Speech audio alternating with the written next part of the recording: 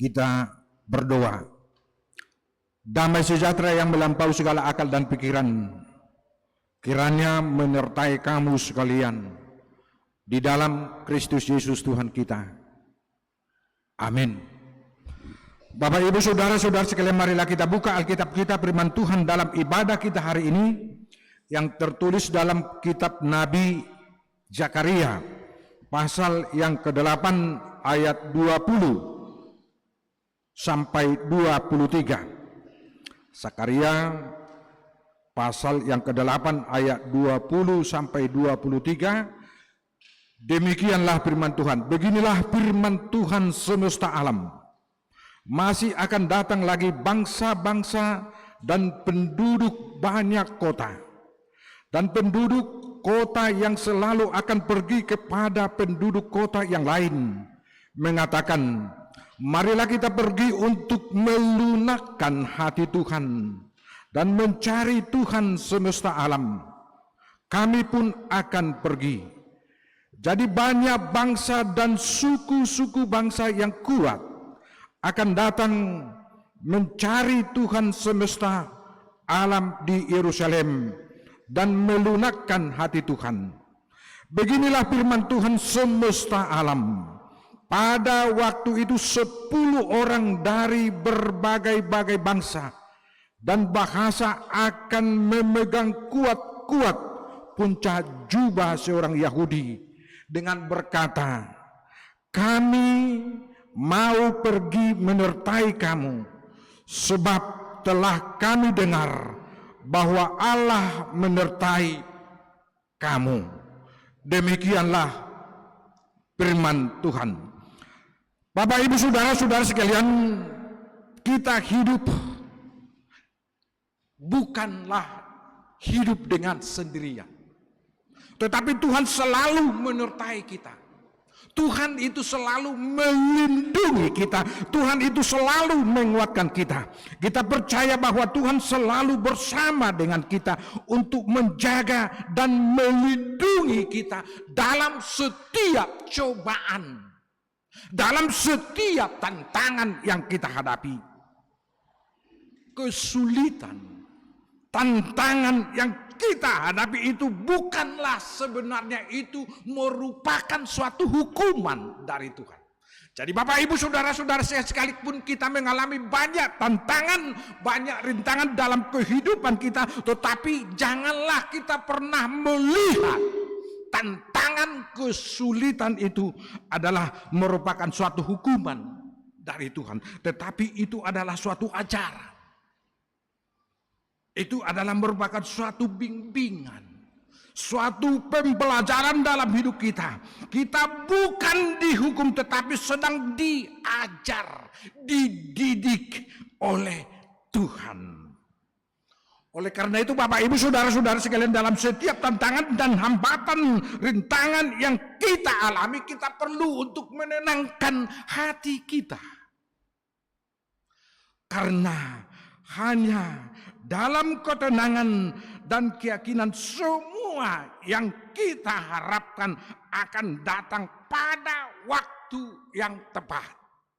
Jadi Bapak, Ibu, saudara-saudara sekalian, kalau kita mampu untuk menenangkan hati kita, mampu kita selalu percaya bahwa Tuhan itu bersama dengan kita, pada saat itulah Tuhan akan datang pada waktunya. Saat kita tidak kuat, saat kita merasa tidak dapat melakukan apa-apa, Tuhan akan bekerja untuk menunjukkan kekuasaannya. Karena justru dalam keterbatasan kita, justru dalam keterbatasan kita, dalam kelemahan kita, kuasa Tuhan akan menjadi sempurna. Jadi Bapak, Ibu, saudara-saudara sekalian, kita harus yakin dan percaya dalam keterbatasan kita, dalam ketidakberdayaan kita. Kalau kita yakin dan dapat untuk menenangkan hati kita, pada saat itu jugalah Tuhan berkarya, Tuhan bekerja untuk memberikan kesempurnaan kepada kita. Percayalah Bapak, Ibu, saudara-saudara sekalian, Tuhan akan selalu bekerja. Tuhan itu akan menetapkan setiap langkah orang-orang yang berkenan kepadanya. Jadi Tuhan itu akan selalu membimbing kita. Bagi orang-orang yang berkenan kepada Tuhan. Dalam firman Tuhan dalam Mazmur 37 ayat 23 Tuhan berkata, Tuhan menetapkan langkah-langkah orang yang hidup berkenan kepadanya. Tuhan menetapkan langkah-langkah orang yang hidupnya. Jadi yang perlu kita persiapkan adalah hidup kita supaya selalu senantiasa berkenan di hadapan Allah. Sehingga dengan kehidupan kita yang berkenan di hadapan Allah Tuhan itu akan selalu membimbing, menguatkan kita, memberi kita keselamatan dalam setiap langkah-langkah kita. Bapak, Ibu, saudara-saudara sekalian, dari kisah sejarah bangsa Israel yang hidup sebagai umat pilihan Allah, yang diawali dari panggilan Abraham, nenek moyang mereka. Jadi sejarah perjalanan bangsa Israel sebagai bangsa yang dipilih oleh Allah diawali dari sejarah panggilan Abraham untuk keluar meninggalkan tanah leluhurnya, yaitu Ur Kasdim. Banyak hal yang terjadi yang dialami oleh bangsa Israel.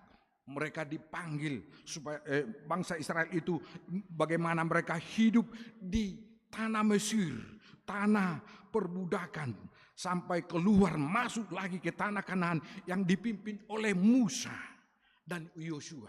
Bagaimana Abraham dipanggil oleh Tuhan, bagaimana Allah membimbing bangsa Israel keluar dari Mesir, masuk ke tanah Kanaan lagi yang dipimpin oleh Yosua. Bagaimana juga bangsa Israel hidup dalam pembuangan selama 70 tahun.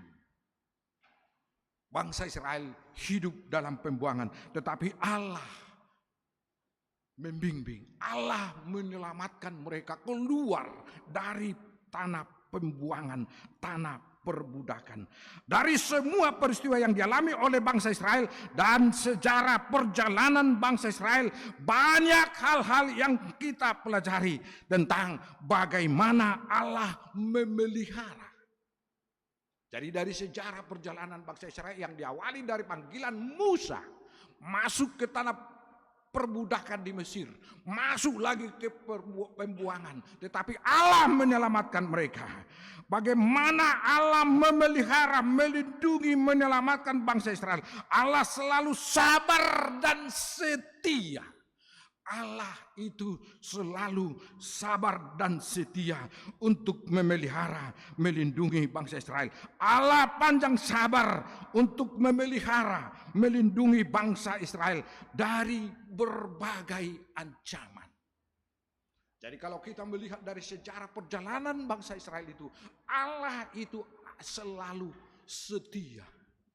Allah itu selalu panjang sabar, melindungi, membimbing, menyelamatkan bangsa Israel. Namun bangsa Israel sering memberontak, sering membangkang, sering melupakan Allah, sering mereka tidak berbuat sesuai dengan perintah Allah. Sekalipun Allah telah mengasihinya, Allah mencukupkan segala sesuatunya, tetapi bangsa Israel sering memberontak, lupa akan janjinya di hadapan Allah, bahkan sampai meninggalkan Tuhan.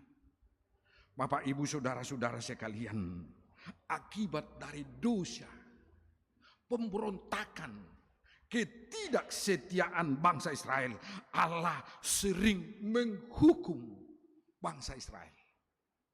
Tetapi kita harus ingat, tetapi kita harus percaya, Bapak, Ibu, saudara-saudara, sekalipun Allah menghukum bangsa Israel, tetapi Allah tidak pernah melupakan bangsa Israel. Allah itu selalu setia. Allah itu selalu panjang sabar. Demikian juga dalam kehidupan kita, Bapak, Ibu, saudara-saudara sekalian. Sekalipun kadang kita merasakan bahwa Allah telah meninggalkan kita, Allah itu telah melupakan kita. Sebenarnya Allah itu tidak pernah meninggalkan kita. Allah itu adalah Allah yang setia. Allah itu adalah Allah yang panjang sabar untuk membimbing kita, melindungi kita, memberi kita segala sesuatunya. Tetapi ketika Dia marah, ketika kita jatuh ke dalam dosa, sementara waktu bisa Allah itu ambil jarak dari kita. Tetapi bukan untuk selamanya, tetapi hanya sekejap, hanya sementara. Sebagaimana yang dikatakan firman Tuhan dalam Yesaya 54 ayat 7 sampai 8. Yesaya 54 ayat 7 sampai 8. Hanya sesaat lamanya aku meninggalkan engkau, tetapi karena kasih sayang yang besar aku akan mengambil engkau kembali. Hanya sesaat Allah meninggalkan kita, tetapi karena kasih Allah yang begitu besar dalam kehidupan kita, Dia akan mengasihi kita, Dia akan melawat kita, Dia akan membimbing kita dalam murka yang meluap. Aku telah menyembunyikan wajahku terhadap engkau sesaat lamanya, hanya sesaat lamanya, tetapi dalam kasih setia abadi aku telah mengasihi engkau, firman Tuhan penebusmu. Jadi Bapak, Ibu, saudara-saudara sekalian, Allah itu bisa juga memberi bimbingan, ajaran, didikan kepada kita seolah-olah Dia meninggalkan kita. Tetapi sesaat, sementara Dia akan mengambil kita lagi, Dia akan melindungi kita lagi. Murka Allah itu adalah sesaat, tetapi kasih-Nya adalah kekal dan abadi. Jadi Bapak, Ibu, saudara-saudara sekalian, kita harus percaya bahwa murka Allah itu hanya sesaat saja, tetapi kasih-Nya kekal dan abadi, karena Dia adalah Allah yang murah hati. Dalam firman Tuhan Mazmur 30 ayat 6. Mazmur 30 ayat 6. Tuhan berkata, sebab sesaat saja Ia murka, tetapi seumur hidup Ia murah hati.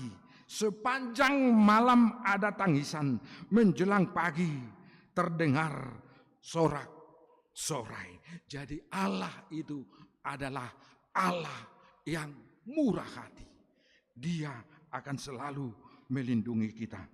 Bapak, Ibu, saudara-saudara sekalian, dalam firman Tuhan hari ini kita dapat melihat bagaimana Nabi Zakaria untuk tampil membangun semangat bangsa Israel, untuk memotivasi bangsa Israel untuk supaya mereka memiliki semangat untuk memulihkan dan membangun Yerusalem kembali, terutama bait Allah. Jadi pada zaman Nabi Zakaria, bangsa Israel pernah mengalami semangat yang mundur, kekendoran, motivasi yang lemah. Mungkin karena mereka mengalami banyak tantangan, banyak hambatan dari bangsa-bangsa dari sekitar mereka. Tetapi Nabi Zakaria tampil untuk menghibur mereka, membangun semangat mereka, memotivasi mereka supaya mereka memiliki semangat yang baru untuk memulihkan, untuk membangun bait Allah. Karena bangsa-bangsa Israel mengalami kemunduran semangat, sehingga Nabi Zakaria tampil untuk membangun dan memotivasi bangsa Israel supaya bangsa Israel tetap semangat, tetap dengan sungguh-sungguh untuk membangun dan memulihkan Yerusalem, terutama bait Allah yang merupakan aset kebanggaan mereka, bait Allah di Yerusalem. Nabi Zakaria bernubuat mengatakan, sekalipun bangsa-bangsa yang lain, bangsa-bangsa sekitar bangsa Israel itu menyerang mereka, tetapi Tuhan akan selalu melindungi mereka. Tuhan akan selalu menjaga mereka. Yerusalem akan pulih kembali menjadi sumber air kehidupan bagi bangsa-bangsa. Inilah harapan, inilah yang dinubuatkan oleh Nabi Zakaria untuk membangun semangat bangsa Israel. Karena kasih dan berkat Tuhan akan melindungi bangsa Israel, terutama Yerusalem, menjadi sumber air kehidupan, menjadi sumber sukacita bagi bangsa-bangsa dan bagi dunia. Kalau kita buka Alkitab kita, Zakaria 14. Zakaria 14 ayat 8 sampai 9, ayat 8 sampai 9. Pada waktu itu akan mengalir air kehidupan dari Yerusalem. Jadi mereka harus yakin dan percaya, sekalipun pada saat itu Yerusalem mengalami kehancuran, tetapi mereka harus percaya Yerusalem menjadi sumber air kehidupan, setengah mengalir ke laut timur dan setengah lagi mengalir ke laut barat. Hal itu akan terus berlangsung dalam musim panas dan dalam musim dingin. Maka Tuhan akan menjadi raja atas seluruh bumi. Pada waktu itu Tuhan adalah satu-satunya dan namanya satu-satunya. Inilah pengharapan mereka. Inilah penghiburan yang luar biasa yang diberikan oleh Nabi Zakaria kepada bangsa Israel. Bahwa bangsa Israel itu, Yerusalem itu akan kembali menjadi sumber kehidupan. Banyak orang akan rindu, akan haus untuk datang ke Yerusalem. Bapak, Ibu, saudara-saudara sekalian, sehingga dengan demikian dapat kita katakan ada 3 hal yang menjadi pokok nubuatan dari Nabi Zakaria yang harus mereka yakini dan percaya, sekalipun pada saat itu Yerusalem masih amburadul, masih harus dibangun dengan kerja keras. Tetapi ada 3 yang merupakan motivasi, memberikan semangat yang disampaikan oleh Nabi Zakaria kepada bangsa Israel. Yang pertama, penguatan dan iman bangsa Israel. Jadi Nabi Zakaria itu tampil untuk menguatkan, mengokohkan iman bangsa Israel itu yang pada saat itu mengalami kehancuran. Tetapi mereka harus memiliki iman yang kuat. Yang kedua, mengingatkan bangsa Israel bahwa Allah itu adalah Allah yang setia. Allah itu adalah Allah yang setia. Supaya mereka yakin dan percaya bahwa Allah itu tidak pernah meninggalkan bangsa Israel. Kita juga harus percaya, Bapak, Ibu, saudara-saudara sekalian, bahwa Allah itu adalah Allah yang setia. Sekalipun mungkin banyak hal-hal yang kita alami tidak sesuai dengan rencana kita, tidak sesuai dengan harapan kita, tetapi kita harus yakin dan percaya bahwa Allah itu adalah Allah yang setia. Yang ketiga, membangun harapan bangsa Israel akan masa depan yang akan lebih baik lagi. Jadi ketiga hal inilah yang merupakan pokok nubuatan dari Nabi Zakaria. Dia menguatkan iman bangsa Israel supaya mereka memiliki iman yang teguh dan kokoh akan Allah. Bahwa Allah itu adalah satu-satunya Allah. Dia akan menjadi raja atas segala dunia. Nabi Zakaria juga menguatkan bangsa Israel supaya mereka percaya bahwa Allah itu adalah Allah yang setia dan membangun harapan Israel untuk mencapai masa depan yang lebih baik.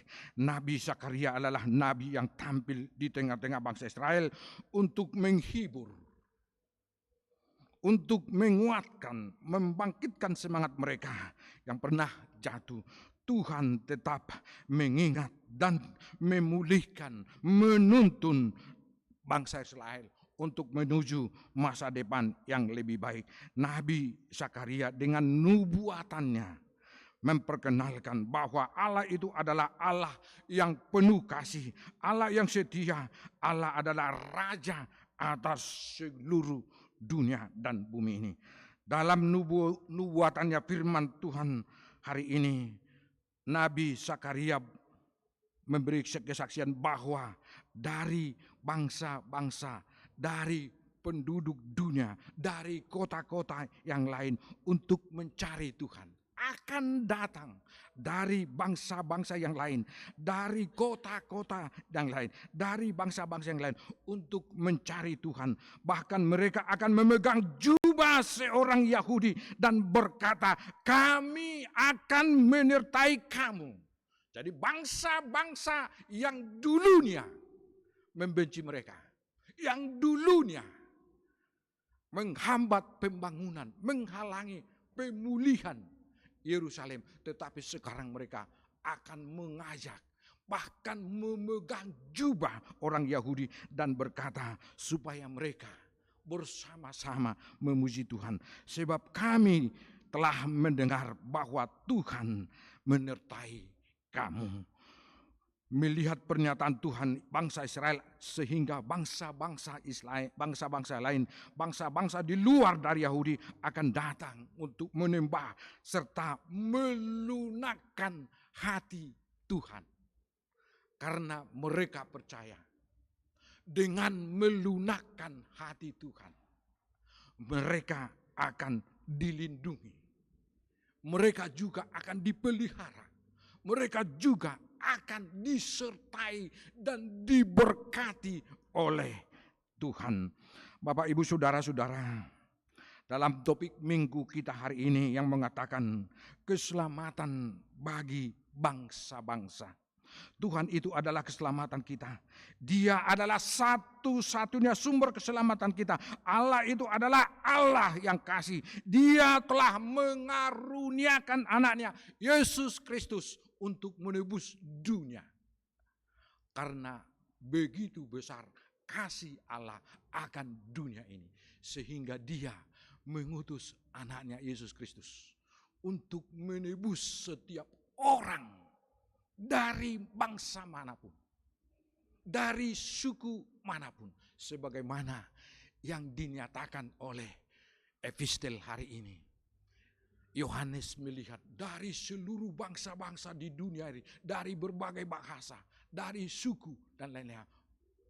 Mereka bersorak-sorai, dihibur oleh Tuhan dengan menghapus air mata mereka dan seluruh penderitaan mereka. Dan mereka akan digembalakan oleh anak Tuhan.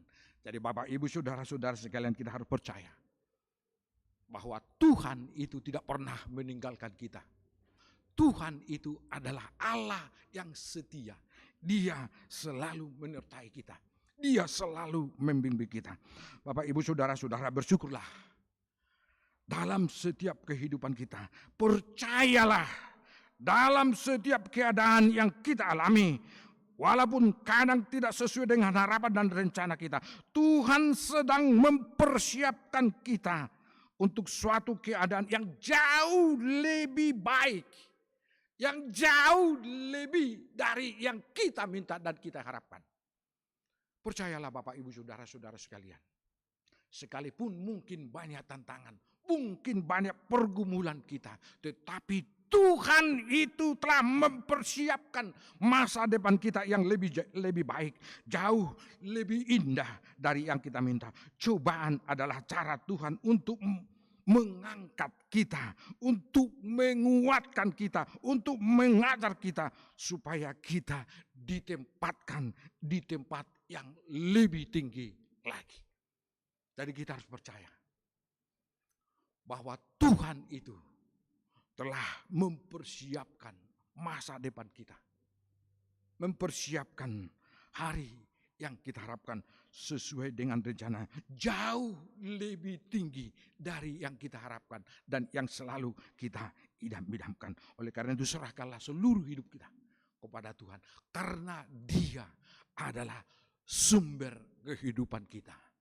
Amin. Kita berdoa. Syukur, terima kasih Bapak di surga, Bapak yang baik, Allah yang hidup dan yang memiliki segala kekuasaan dalam kehidupan kami. Engkau adalah Allah yang setia, yang selalu membimbing dan menguatkan kami, dan selalu mempersiapkan masa depan kami lebih dari yang kami harapkan dan kami cita-citakan. Bapak di surga, Bapak yang baik, banyak pergumulan, tantangan yang kami hadapi dalam kehidupan kami. Dalam setiap pergumulan yang kami hadapi, kadang kami tidak berdaya. Kadang kami seolah-olah Engkau tinggalkan. Tetapi firman-Mu hari ini menguatkan kami, supaya kami selalu yakin dan percaya Engkau adalah Allah yang panjang sabar, Allah yang selalu setia. Kuatkanlah kami dalam setiap tantangan cobaan yang kami hadapi, terutama Bapak Ibu saudara-saudara kami, sehingga kami selalu yakin dan percaya Engkau telah mempersiapkan cita-cita kami, harapan kami. Bapak di surga, Bapak yang baik, berkatilah firman-Mu menjadi kekuatan dalam kehidupan kami. Bimbing kami senantiasa dengan Roh Kudus-Mu, sehingga kami selalu yakin Engkau tidak pernah meninggalkan kami. Bapak di surga, Bapak yang baik, berkati juga saudara-saudara kami yang tidak dapat hadir dalam ibadah kami hari ini. Mungkin karena sesuatu pekerjaan yang harus mereka selesaikan. Kiranya Engkau juga memberkati, melindungi mereka. Terutama buat saudara-saudara kami yang mengalami penyakit. Kiranya Engkau juga melawat mereka, memberkati segala usaha proses pengobatan mereka. Sehingga untuk minggu-minggu yang akan datang, kami akan bersama untuk memuji dan mensyukuri segala anugerah-Mu dalam kehidupan kami. Bapak di surga, Bapak yang baik, pada minggu ini kami melaksanakan minggu keluarga. Berkatilah segala partisipasi Bapak, Ibu, saudara-saudara kami, terutama W1, untuk pelayanan dalam ibadah kami hari ini. Sehingga dengan partisipasi Bapak, Ibu, saudara-saudara kami, kami akan semakin dikuatkan dalam kehidupan kami.